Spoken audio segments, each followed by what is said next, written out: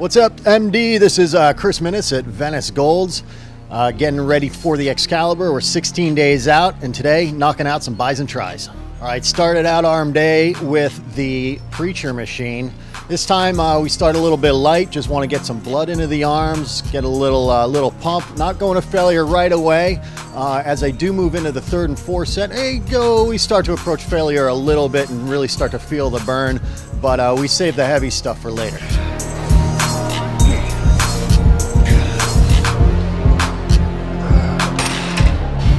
Moving on to a heavier straight bar curl. Again, pyramiding up, doing about 4 sets. One of them's a warm-up. We don't really count that one so much.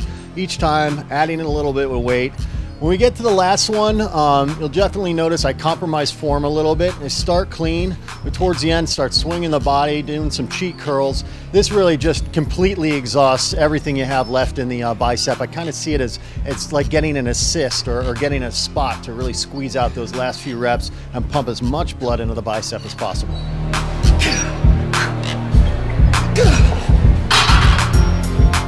Now, I like to break up my training on arm day. I go, occasionally I go biceps, triceps, biceps, triceps. And what this does, it allows my biceps to recover a little bit while I go and do triceps. Then when I go back to biceps, I'm able to pound out quite a bit more weight, quite a bit more reps. So now I'm gonna move over to triceps and just warm up the tris, get a little blood in there, and start with some rope push downs. Again, high reps to start with, really focusing on the squeeze, trying to push out the head of the tricep every time I do the movement.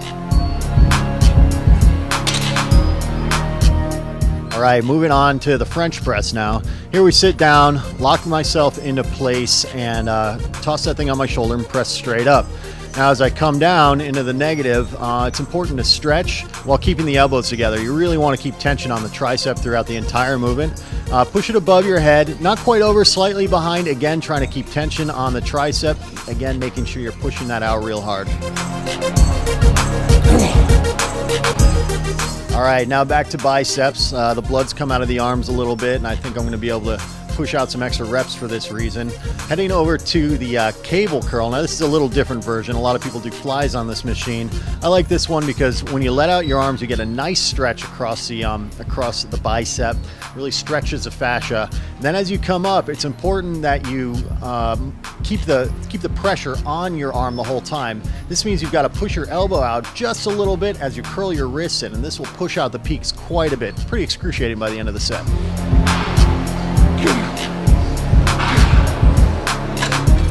All right, moving on to the skull crusher superset with basically a narrow grip bench press. Here I'll start with the skull crusher.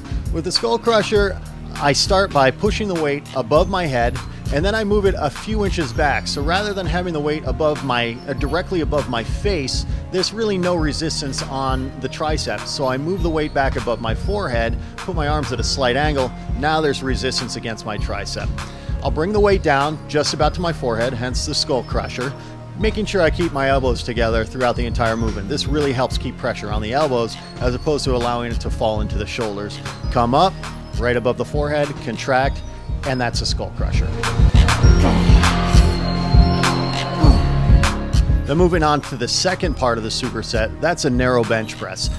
Here I'm doing it with the easy bar, of course, and since my triceps are already pre-exhausted from the skull crushers, it doesn't take a lot of weight.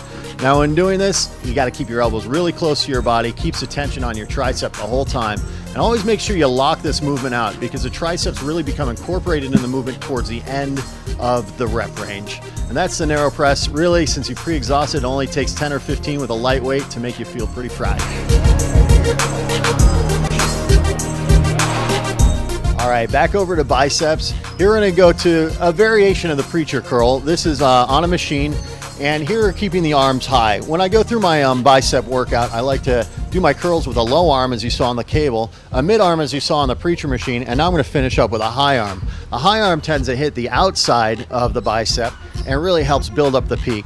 Here I'm going to finish off because I'm going to do some drop sets. I'll do three drop sets and 2 sets to really just burn out my biceps.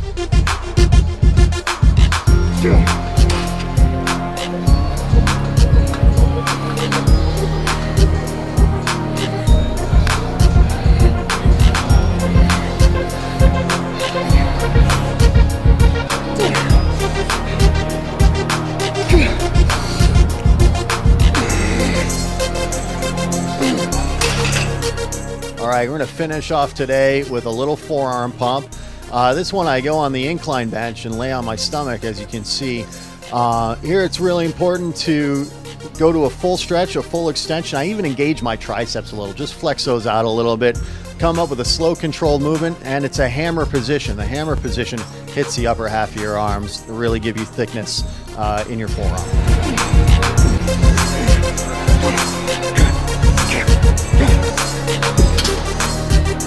All right, so finalizing the last 16 days up to the Excalibur. Feeling pretty good right now. I have some low carb days. I go high carb. Right now it's a 2-day of low, 1 day of high. I've just started my low carb day, so I've got plenty of carbs left in me, feeling good. By the end of tomorrow, I'll probably be a little spacey and we'll have a little bit less energy for my workouts than usual. Then I go back to the high carb, and this way it keeps my metabolism really in check, continue losing fat as I continue up towards the final days of the competition. So a few days out, stay tuned to MD, keep track of what's going on, and we'll see you soon.